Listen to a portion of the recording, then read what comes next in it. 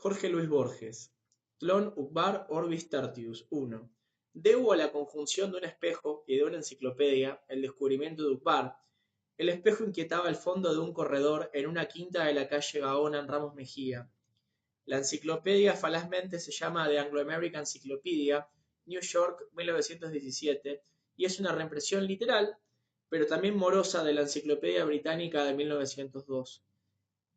El hecho se produjo hará unos 5 años. Bioy Casares había cenado conmigo esa noche y nos demoró una vasta polémica sobre la ejecución de una novela primera persona cuyo narrador omitiera o desfigurara los hechos e incurriera en diversas contradicciones que permitieran a unos pocos lectores, a muy pocos lectores, la adivinación de una realidad atroz o banal.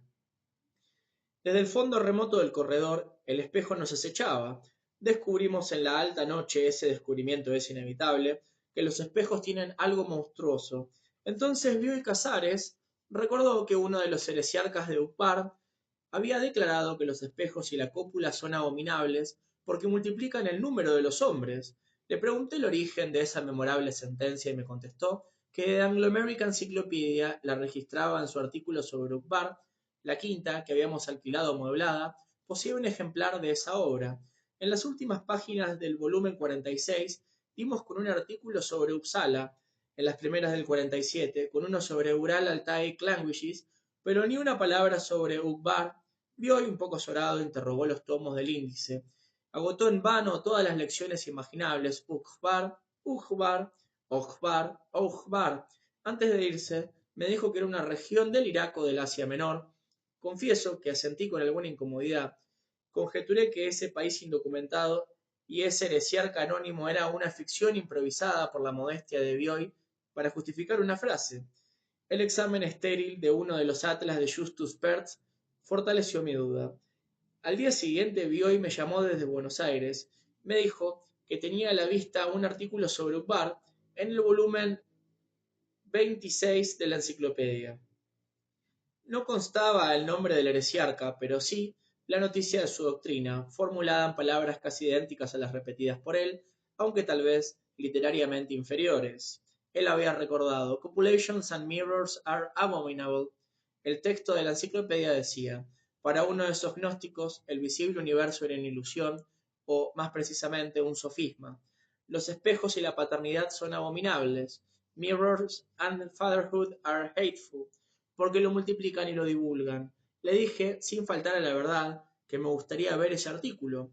A los pocos días lo trajo, lo cual me sorprendió, porque los escrupulosos índices cartográficos de la Erkrunde de Ritter ignoraban con plenitud el nombre de Uqbar.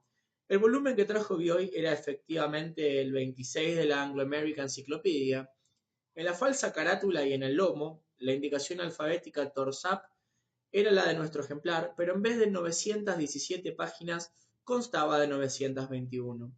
Esas 4 páginas adicionales comprendían el artículo sobre Uqbar, no previsto, como habrá advertido el lector, por la indicación alfabética. Comprobamos después que no hay otra diferencia entre los volúmenes. Los dos, según creo haber indicado, son reimpresiones de la 10ª Enciclopedia Británica. Bioy había adquirido su ejemplar en uno de tantos remates. Leímos con algún cuidado el artículo. El pasaje recordado por Bioy era tal vez el único sorprendente. El resto parecía muy verosímil, muy ajustado al tono general de la obra y, como es natural, un poco aburrido. Releyéndolo, descubrimos bajo su rigurosa escritura una fundamental vaguedad. De los 14 nombres que figuraban en la parte geográfica, solo reconocimos 3: Jorazán, Armenia, Erzurum, interpolados en el texto de un modo ambiguo. De los nombres históricos, uno solo. El impostor es Merdis el mago, invocado más bien como una metáfora. La nota parecía precisar las fronteras de Uqbar, pero sus nebulosos puntos de referencia eran ríos y cráteres, y cadenas de esa misma región. Leímos verbigracia que las tierras bajas de Tzain Haldun y el delta del Aqsa definen la frontera del sur y que en las islas de ese delta procrean los caballos salvajes. Eso. Al principio de la página 918, en la sección histórica, página 920, supimos que a raíz de las persecuciones religiosas del siglo XIII, los ortodoxos buscaron amparo en las islas, donde perduran todavía sus obeliscos y donde no es raro exhumar sus espejos de piedra. La sección idioma y literatura era breve. un solo rasgo memorable. Anotaba que la literatura de Ukbar era de carácter fantástico y que sus epopeyas y sus leyendas no se referían jamás a la realidad, sino a las dos regiones imaginarias de Lepnas y Tlön.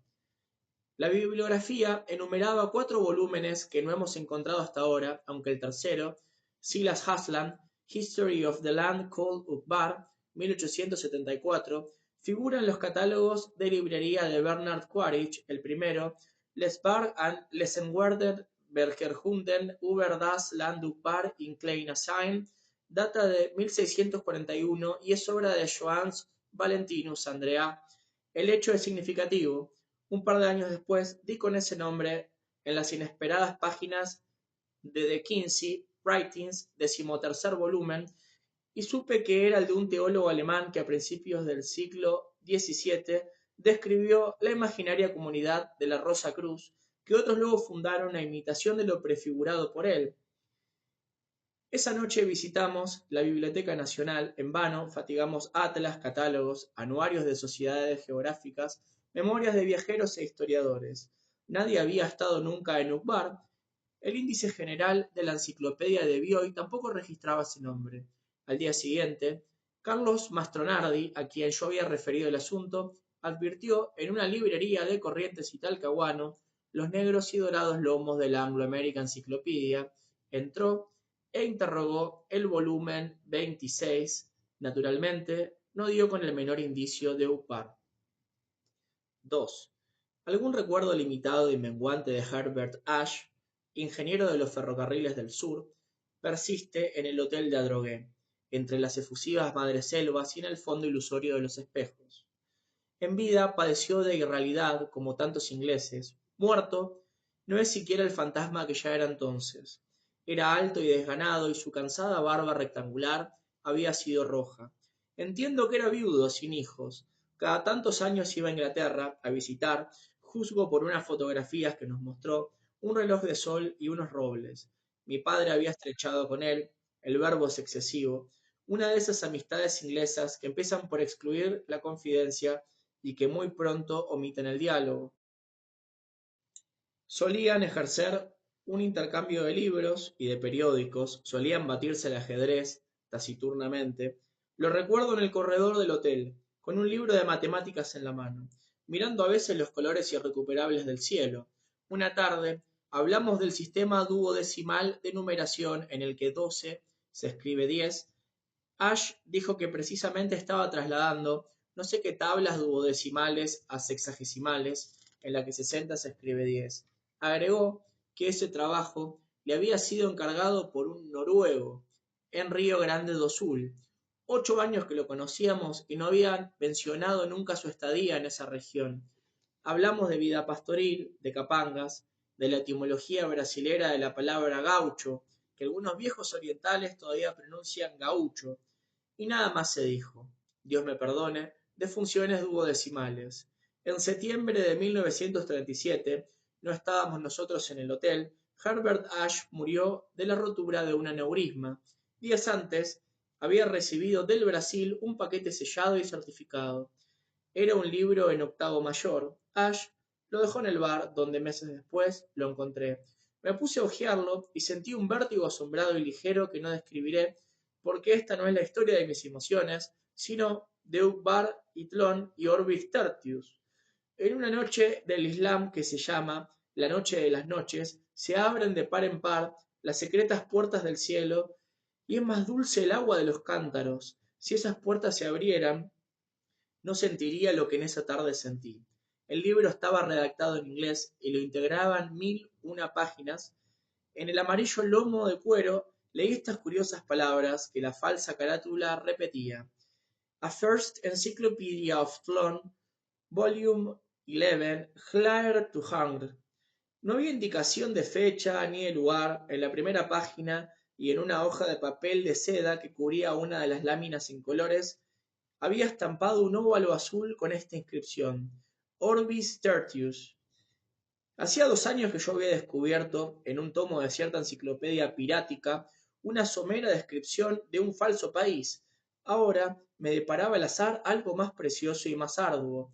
ahora tenía en las manos un vasto fragmento metódico de la historia total de un planeta desconocido, con sus arquitecturas y sus barajas, con el pavor de sus mitologías y el rumor de sus lenguas, con sus emperadores y sus mares, con sus minerales y sus pájaros y sus peces, con su álgebra y su fuego, con su controversia teológica y metafísica, todo ello articulado, coherente, sin visible propósito doctrinal o tono paródico. En el onceno tomo de que hablo hay alusiones a tomos ulteriores y precedentes. Néstor Ibarra, en un artículo ya clásico de la NRF, ha negado que existen esos avatares. Ezequiel Martínez Estrada y Drew Larochelle han refutado quizá victoriosamente esa duda. El hecho es que hasta ahora las pesquisas más diligentes han sido estériles. En vano hemos desordenado las bibliotecas de las dos Américas y de Europa. Alfonso Reyes, harto de esas fatigas subalternas de índole policial, propone que entre todos acometamos la obra de reconstruir los muchos y macizos tomos que faltan. Ex Ung Leonem calcula, entre veras y burlas, que una generación de tlonistas puede bastar. Ese arriesgado cómputo nos retrae al problema fundamental. ¿Quiénes inventaron a Tlön? El plural es inevitable, porque la hipótesis de un solo inventor, de un infinito Leibniz, obrando en la tiniebla y en la modestia, ha sido descartada unánimemente. Se conjetura que este Brave New World es obra de una sociedad secreta de astrónomos, de biólogos, de ingenieros, de metafísicos, de poetas, de químicos, de algebristas, de moralistas, de pintores, de geómetras, dirigidos por un oscuro hombre de genio. Abundan individuos que dominan esas disciplinas diversas, pero no los capaces de invención, y menos los capaces de subordinar la invención a un riguroso plan sistemático. Ese plan es tan vasto que la contribución de cada escritor es infinitesimal. Al principio se creyó que Tlön era un mero caos, una irresponsable licencia de la imaginación. Ahora se sabe que es un cosmos, y las íntimas leyes que lo rigen han sido formuladas, siquiera en modo provisional. Básteme recordar que las contradicciones aparentes del onceno tomo son la piedra fundamental de la prueba de que existen los otros. Tan lúcido y tan justo es el orden que se ha observado en él. Las revistas populares han divulgado, con perdonable exceso, la zoología y la topografía de Tlön. Yo pienso que sus tigres transparentes y sus torres de sangre no merecen tal vez la continua atención de todos los hombres. Yo me atrevo a pedir unos minutos para su concepto del universo. Notó para siempre que los argumentos de Berkeley no admiten la menor réplica y no causan la menor convicción. Ese dictamen es del todo verídico en su aplicación a la Tierra, del todo falso en Tlön. Las naciones de ese planeta son congénitamente idealistas. Su lenguaje y las derivaciones de su lenguaje, la religión, las letras, la metafísica, presuponen el idealismo. El mundo para ellos no es un concurso de objetos en el espacio, es una serie heterogénea de actos independientes. Es sucesivo, temporal, no espacial. No hay sustantivos en la conjetural Upsprach de Tlön, de la que proceden los idiomas actuales y los dialectos. Hay verbos impersonales calificados por sufijos monosilábicos de valor adverbial. Por ejemplo, no hay palabra que corresponda a la palabra luna, pero hay un verbo que sería en español lunecer o lunar. Surgió la luna sobre el río, se dice chlor, ufang, axaxaxas, mlo, o sea, en su orden, hacia arriba, upward, detrás, duradero, fluir, luneció. Sul solar traduce con brevedad, upa atrás, perflunuye lunó, upward behind the on-streaming it mund. Lo anterior se refiere a los idiomas del hemisferio austral. En los del hemisferio boreal, de cuya Upsrach hay muy pocos datos en el onceno tomo, la célula primordial no es el verbo, sino el adjetivo monosilábico. El sustantivo se forma por acumulación de adjetivos. No se dice luna, se dice aéreo claro sobre oscuro redondo, o anaranjado tenue del cielo, o cualquier otra agregación. En el caso elegido, la masa de adjetivos corresponde a un objeto real. El hecho es puramente fortuito. En la literatura de este hemisferio, como en el mundo subsistente de Meinong, Abundan los objetos ideales convocados y disueltos en un momento según las necesidades poéticas. Los determina a veces la mera simultaneidad. Hay objetos compuestos de dos términos, uno de carácter visual y otro auditivo. El color del naciente y el remoto grito de un pájaro, los hay de muchos, el sol y el agua contra el pecho del nadador, el vago rosa trémulo que se ve con los ojos cerrados, la sensación de quien se deja llevar por un río y también por el sueño. Esos objetos de segundo grado pueden combinarse con otros. El proceso, mediante ciertas abreviaturas, es prácticamente infinito. Hay poemas famosos compuestos de una sola enorme palabra. Esta palabra integra un objeto poético creado por el autor. El hecho de que nadie crea en la realidad de los sustantivos hace, paradójicamente, que sea interminable su número. Los idiomas del hemisferio boreal de Tlön poseen todos los nombres de las lenguas indoeuropeas y otros muchos más. No es exagerado afirmar que la cultura clásica de Tlön comprende una sola disciplina, la psicología. Las otras están subordinadas a ella. He dicho que los hombres de ese planeta conciben el universo como una serie de procesos mentales que no se desenvuelven en el espacio, sino de modo sucesivo en el tiempo. Spinoza atribuye a su inagotable divinidad los atributos de la extensión y del pensamiento.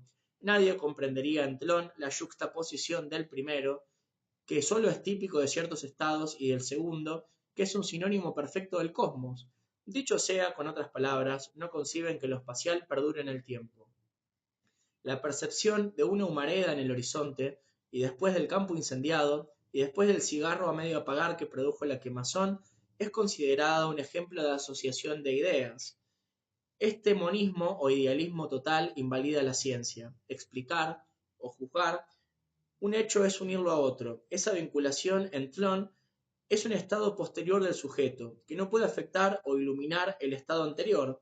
Todo estado mental es irreductible. El mero hecho de nombrarlo, id est, de clasificarlo, importa un falseo.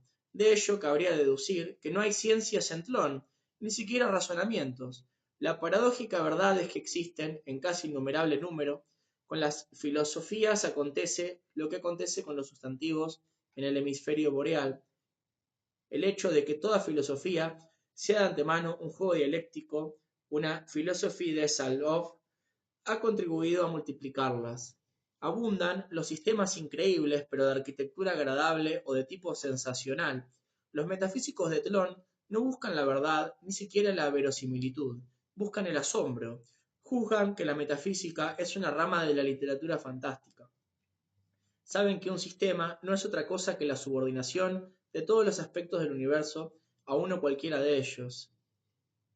Hasta la frase todos los aspectos es rechazable porque supone la imposible adición del instante presente y de los pretéritos. Tampoco es lícito el plural los pretéritos, porque supone otra operación imposible. Una de las escuelas de Tlön llega a negar el tiempo. Razona que el presente es indefinido, que el futuro no tiene realidad sino como esperanza presente, que el pasado no tiene realidad sino como recuerdo presente. Otra escuela declara que ha transcurrido ya todo el tiempo y que nuestra vida es apenas el recuerdo o reflejo crepuscular y sin duda falseado y mutilado de un proceso irrecuperable. Otra, que la historia del universo y en ellas nuestras vidas y el más tenue detalle de nuestras vidas es la escritura que produce un Dios subalterno para entenderse con un demonio. Otra, que el universo es comparable a esas criptografías en la que no valen todos los símbolos y que solo es verdad lo que sucede cada 300 noches. Otra, que mientras dormimos aquí, estamos despiertos en otro lado y que así cada hombre es dos hombres. Entre las doctrinas de Tlön, ninguna ha merecido tanto escándalo como el materialismo. Algunos pensadores lo han formulado con menos claridad que fervor, como quien adelanta una paradoja. Para facilitar el entendimiento de esa tesis inconcebible, un heresiarca del siglo IX ideó el sofisma de las 9 monedas de cobre, cuyo renombre escandaloso equivale en Tlön al de las aporías eleáticas. De ese razonamiento especioso hay muchas versiones, que varían el número de monedas y el número de hallazgos. He aquí la más común. El martes, X atraviesa un camino desierto y pierde 9 monedas de cobre. El jueves, Y encuentra en el camino 4 monedas, algo rumbradas por la lluvia del miércoles. El viernes, Z descubre 3 monedas en el camino. El viernes de mañana X encuentra 2 monedas en el corredor de su casa. El heresiarca quería deducir de esa historia la realidad y la continuidad de las 9 monedas recuperadas. Es absurdo, afirmaba, imaginar que 4 de las monedas no han existido entre el martes y el jueves, 3 entre el martes y la tarde del viernes, 2 entre el martes y la madrugada del viernes. Es lógico pensar que han existido, siquiera de algún modo secreto, de comprensión vedada a los hombres, en todos los momentos de esos 3 plazos. El lenguaje de Tlön se resistía a formular esa paradoja. Los más no la entendieron. Los defensores del sentido común se limitaron al principio a negar la veracidad de la anécdota. Repitieron que era una falacia verbal basada en el empleo temerario de 2 voces neológicas no autorizadas por el uso y ajenas a todo pensamiento severo. Los verbos encontrar y perder, que comportan una petición de principio porque presuponen la identidad de las 9 primeras monedas y de las últimas, recordaron que todo sustantivo, hombre, moneda, jueves, miércoles, lluvia, solo tiene un valor metafórico. Denunciaron la pérfida circunstancia algo herrumbradas por la lluvia del miércoles, que presupone lo que se trata de demostrar, la persistencia de las 4 monedas entre el jueves y el martes. Explicaron que una cosa es igualdad y otra identidad, y formularon una especie de reductio ad absurdum, o sea, el caso hipotético de 9 hombres que en 9 sucesivas noches padecen un vivo dolor. ¿No sería ridículo, interrogaron, pretender que ese dolor es el mismo? Dijeron que al heresiarca no lo movía sino el blasfematorio propósito de atribuir la divina categoría de ser a unas simples monedas y que a veces negaba la pluralidad y otras no. Argumentaron, si la igualdad comporta la identidad, habría que admitir asimismo que las 9 monedas son una sola. Increíblemente, esas refutaciones no resultaron definitivas. A los 100 años de enunciado el problema, un pensador, no menos brillante que el heresiarca, pero de tradición ortodoxa, formuló una hipótesis muy audaz. Esa conjetura feliz afirma que hay un solo sujeto, que ese sujeto indivisible es cada uno de los seres del universo, y que estos son los órganos y máscaras de la divinidad. X es y es Z. Z descubre 3 monedas porque recuerda que se le perdieron a X. X encuentra 2 en el corredor porque recuerda que han sido recuperadas las otras. El 11º tomo deja entender que 3 razones capitales determinaron la victoria total de ese panteísmo idealista. La primera, el repudio del solipsismo. La segunda, la posibilidad de conservar la base psicológica de las ciencias. La tercera, la posibilidad de conservar el culto de los dioses. Schopenhauer, el apasionado y lúcido Schopenhauer, formula una doctrina muy parecida en el primer volumen de Parerba and Parallelopipeda. La geometría de Tlön comprende 2 disciplinas algo distintas, la visual y la táctil. La última corresponde a la nuestra y la subordinan a la primera. La base de la geometría visual es la superficie, no el punto. Esta geometría desconoce las paralelas y declara que el hombre que se desplaza modifica las formas que lo circundan. La base de su aritmética es la noción de números indefinidos. Acentúan la importancia de los conceptos de mayor y menor que nuestros matemáticos simbolizan por el símbolo mayor y menor. Afirman que la operación de contar modifica las cantidades y las convierte de indefinidas en definidas. El hecho de que varios individuos que cuentan una misma cantidad logran un resultado igual es para los psicólogos un ejemplo de asociación de ideas o de buen ejercicio de la memoria. Ya sabemos que en Tlön el sujeto del conocimiento es uno y eterno. En los hábitos literarios también es todopoderosa la idea de un sujeto único. Es raro que los libros estén firmados. No existe el concepto del plagio. Se ha establecido que todas las obras son obra de un solo autor, que es intemporal y es anónimo. La crítica suele inventar autores. Elige 2 obras disímiles, el Tao Te Ching y las 1001 noches, digamos, las atribuye a un mismo escritor y luego determina con probidad la psicología de ese interesante homme de lettres. También son distintos los libros. Los de ficción abarcan un solo argumento. con todas las permutaciones imaginables. Los de naturaleza filosófica invariablemente contienen la tesis y la antítesis, el riguroso pro y el contra de una doctrina. Un libro que no encierra su contralibro es considerado incompleto. Siglos y siglos de idealismo no han dejado de influir en la realidad. No es infrecuente en las regiones más antiguas de Tlön la duplicación de objetos perdidos. Dos personas buscan un lápiz, la primera lo encuentra y no dice nada, la segunda encuentra un segundo lápiz, no menos real, pero más ajustado a su expectativa. Esos objetos secundarios se llaman Hronir y son, aunque de forma desairada, un poco más largos.